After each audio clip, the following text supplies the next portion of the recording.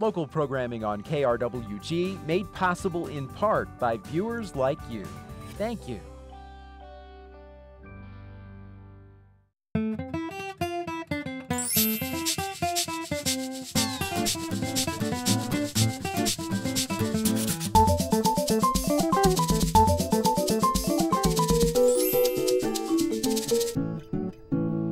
Welcome to Fronteras, Changing America. I'm Carlos Correa. On the program, Jorge Guevara, a teacher at the Las Cruces Academy.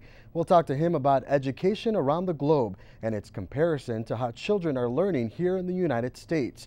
But first, it's estimated 1 of 5 children in the U.S. speaks a language other than English at home, and yet the vast majority of these children are taught strictly in English at school. Our Fronteras reporter, Jill Replogle, tells us about a growing movement in California that educates children in 2 languages. From the hilltop playground at Los Altos Elementary School, you can see across the border fence that separates Mexico from the U.S. to the neighborhoods of Tijuana. In the other direction, you can make out the skyscrapers of downtown San Diego through the morning haze. Many of the kids at Los Altos are familiar with both of these worlds, and some will grow up fully fluent in the languages of both. This year, Los Altos started a dual language immersion program. These first grade students spend half of their day learning in Spanish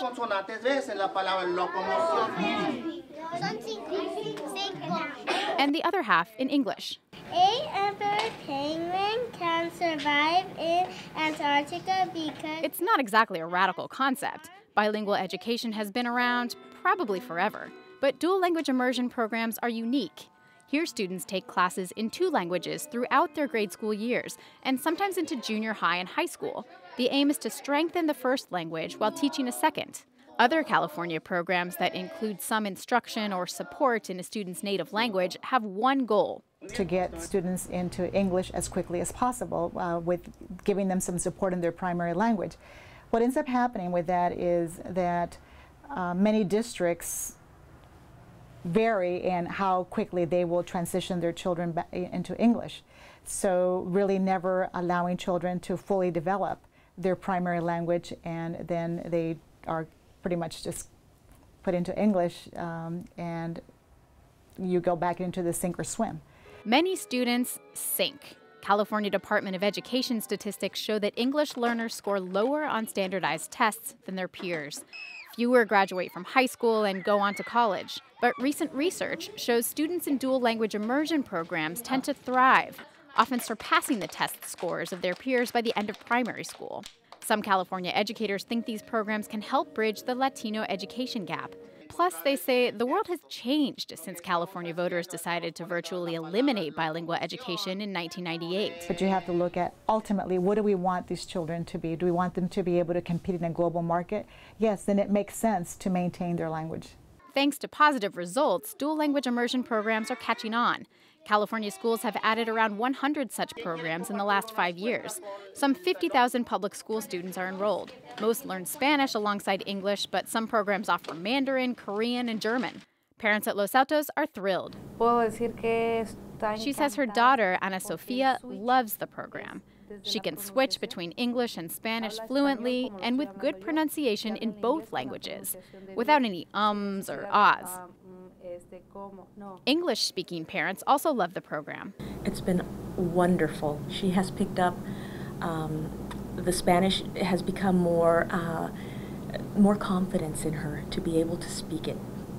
And to be able to write it is even phenomenal. Many dual language immersion programs are located in wealthy neighborhoods where highly educated and involved parents demand such programs. But Los Altos serves a lower middle class, largely Spanish-speaking community. That's where parent education comes in.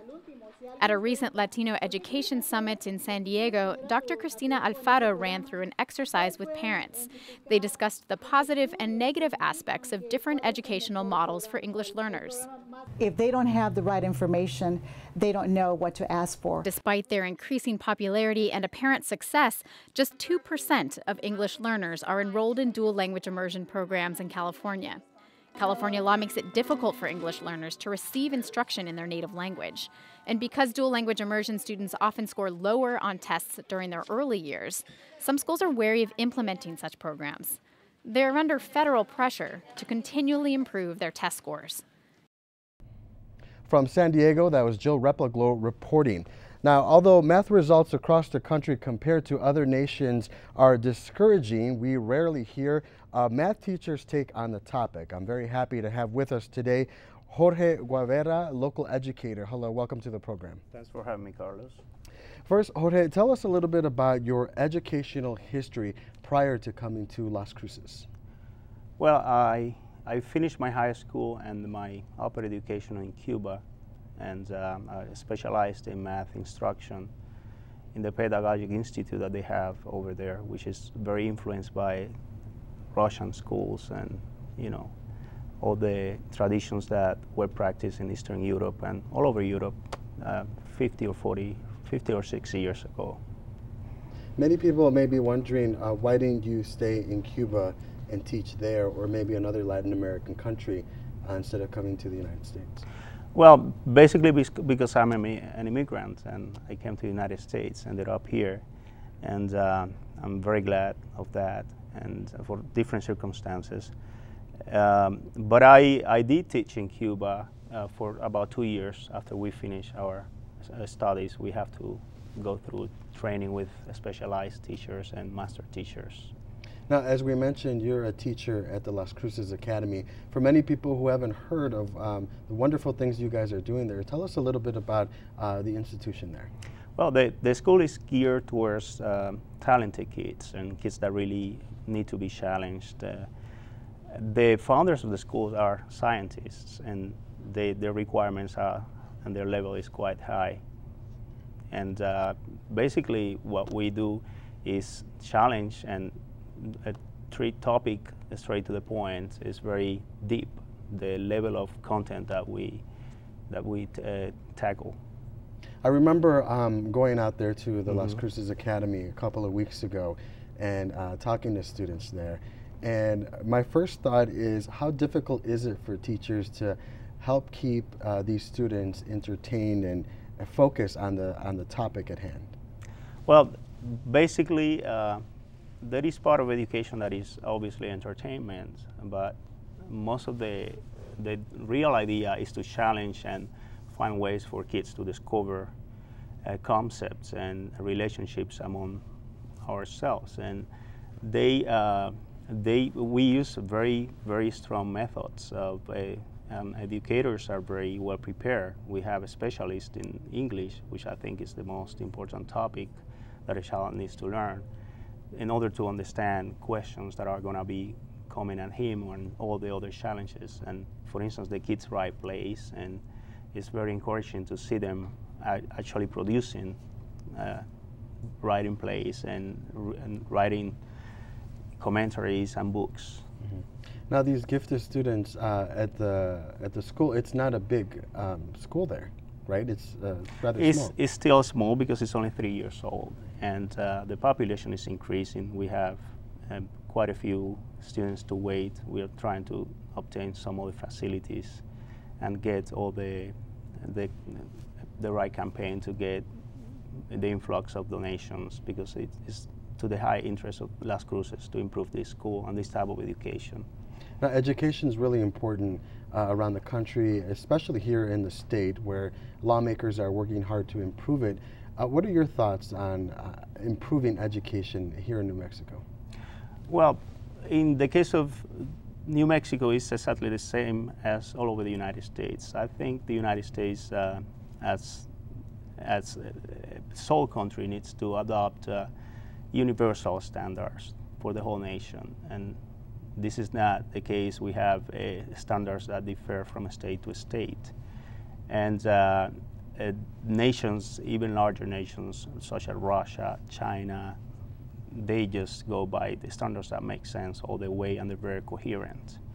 There is a movement, it's called the Common Standards Movement, and a lot of states are aligning. As far as I believe, Texas and Alaska are one of the few that do not want to be part of this program, but most of the other states do want to go align as a nation in a whole, and that way it creates a better understanding among teachers and in education and schools. In your role as a teacher, how are you able to share your culture and where you come from with your students? Well, I can only teach the way I was taught. And I remember when we were younger and participated in math competitions, we constantly had over some teacher coming over from Poland, Russia, Hungary, Germany to give us instruction and prepare us. They were usually the trainers of their teams there. In a lot of other countries, math is actually seen as a sport. The same thing happens with science, biology, physics, chemistry. Chess is also in the category of a sport, which fits into math and logic thinking. So what do you think the problem is that some educators face here, not only in New Mexico, but across the country when it compares to teaching students in other countries?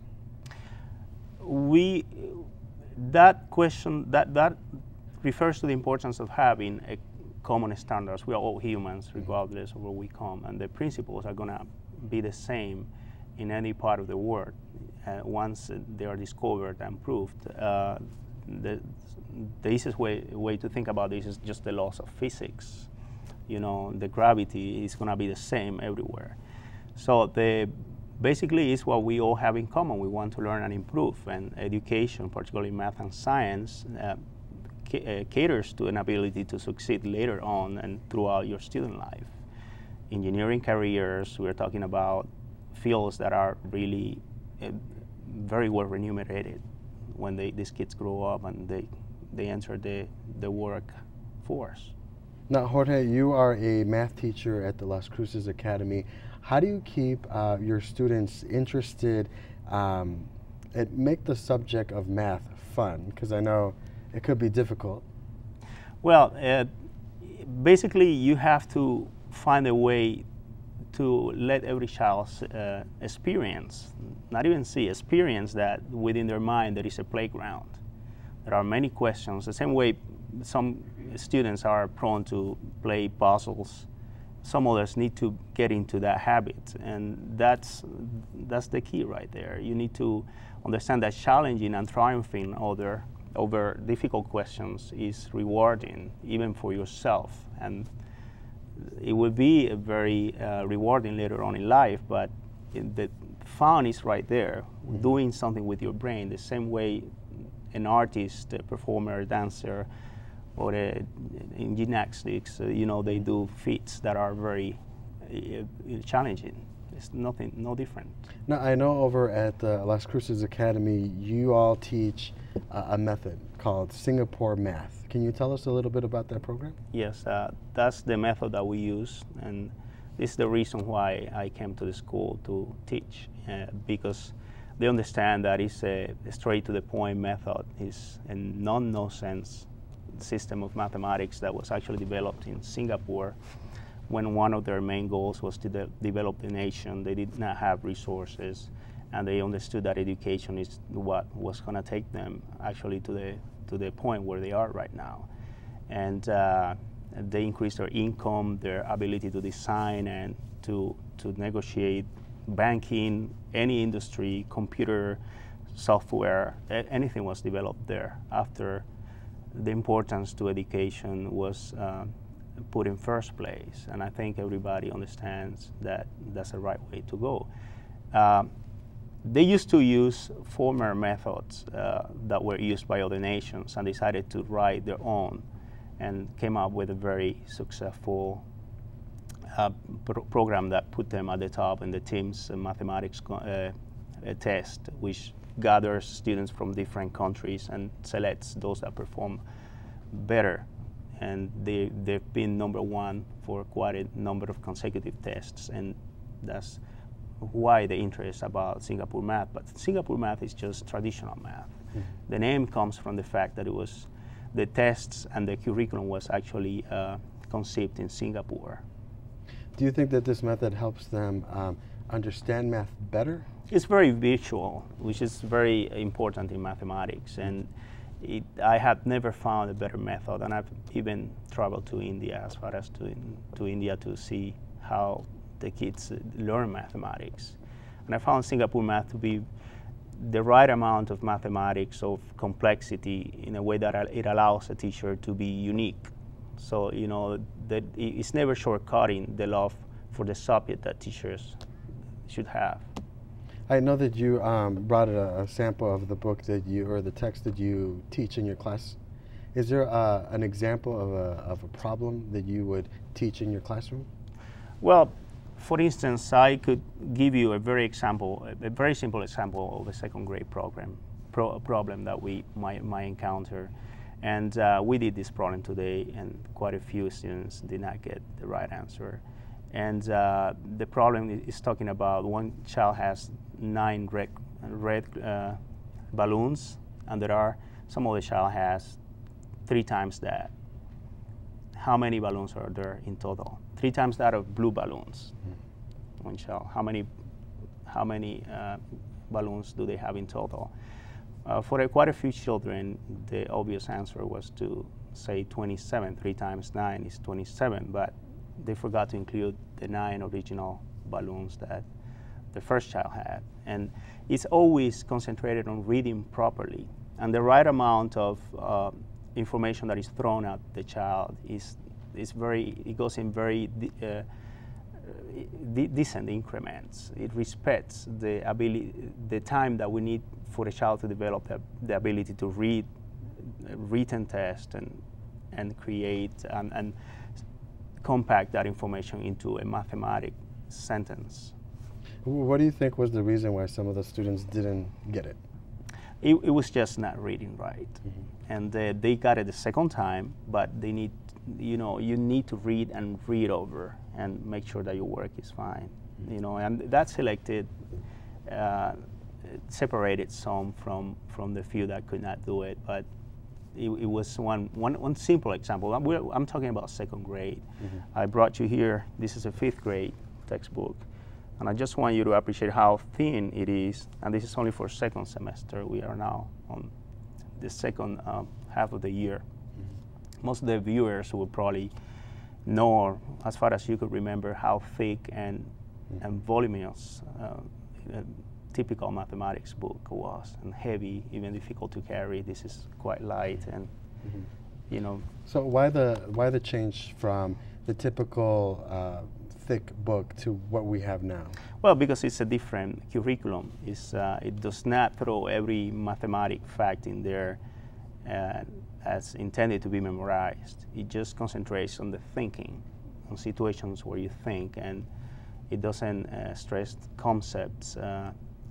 Well, this one does stress concepts primarily, not just algorithms to be learned by heart and problems that will be appearing over and over again. This one is a constant change of difficulty level, going from less to more demanding situations. Now, the math problems that most students work on in your classroom, are they timed, or do they have pretty much all day? Sometimes we have math sprints, which are intended to develop automaticity. The child needs to know the multiplication facts and have a sight to know how to add numbers together, quantities in different units of measures, any kind of math ability that needs to be done fast. Basically, multiplication and addition facts.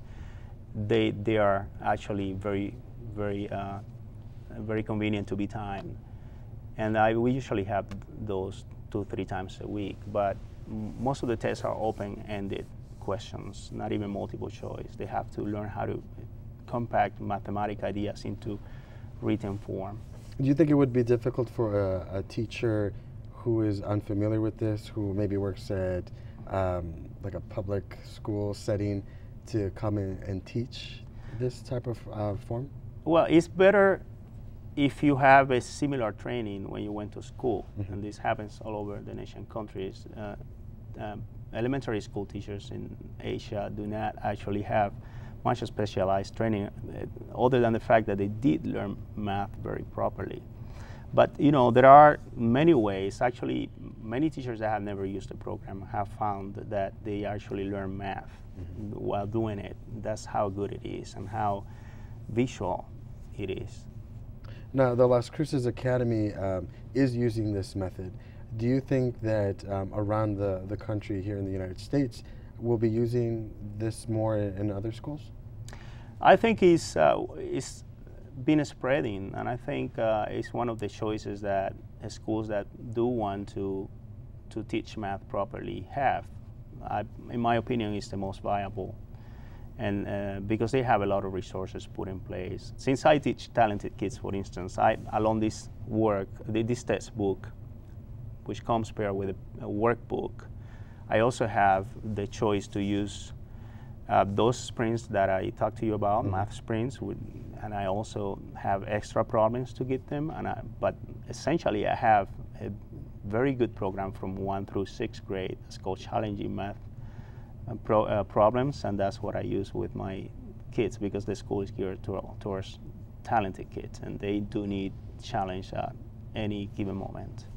And that allows me to fit into that and create an atmosphere for them to get into math competitions in the future. How important is it to keep these students from getting bored from? It's important in not only those kids that have the privilege to attend a school that has dedicated teachers. It's very important for anybody to have a perception of what you're doing and what is it for. And math is great for that. Do you think that Singapore math would be performing well in low-achieving public schools? Of course, I think anything that is correct from 1st grade is going to have a high possibility of success. And because I've seen so many situations where there is no coherence on the textbooks that I used to use when I taught in public school, that I could not believe it. I just don't think anybody could gather any mathematics skills out of that. I think I became a journalist, so I didn't have to deal with math. But specifically, Hispanic students out there, how would this method impact them? Well, Singapore, this method was developed in a country whose primary language is not only English. That's the language of education and the laws, and due to the influence of England, I'm quite sure. But there are other languages like Tamil and Malay and Chinese that are spoken in the country. So a lot of students in Singapore, in the country Singapore, are actually English learners. They don't speak English in their house as their primary language. And we have a lot of students in our country in the same position. I think it's written in very concise, direct English, particularly this edition, which is intended for the United States. If you see, this is the US edition. There are a lot of terms that are mostly used in England, and names of local fruits that are not in this edition. It's all especially written for the United States students, and it also includes the customary units of measure, because they use decimal units of measure. We actually use more measures than that, gallons and quarts. Are there other challenges that Hispanic students or students whose primary language isn't English have with this method? No, it's very concise. Look at me, I'm an English learner every day, and I use it with ease. It's very direct. The way they formulated their questions is very it's a time for the kids to develop understanding of the English language even. I will always say, I'm a math teacher, but I will always say English and language is the most important of all topics, because without it, we could not even be communicating with each other. Are there other nations that are adopting this type of method? Yes, there are. For instance, almost to a nationwide scale, Israel was the first one. And it's an interesting case, because they were out of 30 countries, about 30 countries, they were in number 1 in the 60s in a similar test, that the one that I mentioned previously, the TIMSS test. And they went from number 1 to number 28 in a matter of 20 or 25 years after adopting the approaches that we have been doing for the last 30 years. And then they lost that. And now they are going back to basics, and they translated this in a matter of 1 year into Hebrew, and more and more schools are adopting it, and the results are promising. Also, within Latin America, Chile is a very high-performing country in other indicators economically, you know, and they are adopting Singapore math. It's called Pensar Sin Límites, Thinking Without Limits, with the help of the Klein Foundation from Santiago de Chile. And I believe the country will be actually completely on Singapore math. Do you think that this method of Singapore math, how would it impact those who are maybe homeschooled?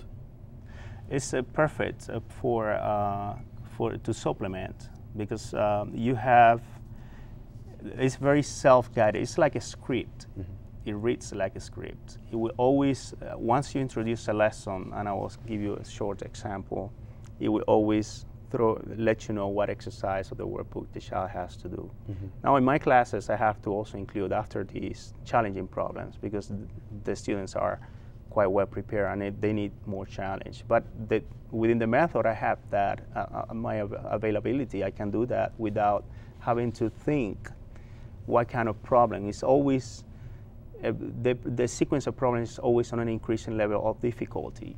And that facilitates my life a lot. I have more time to discuss alternative ways of solutions that are given by one student or the other. So math becomes almost like an art. All right. Jorge, thank you so much for joining us. We appreciate you sharing the Singapore math with us today. Thank you, Carlos. And thank you for watching. Remember, you can see this entire interview online at krwg.org. And while you're there, you can join us on Twitter and Facebook. I'm Carlos Correa. We'll see you next time.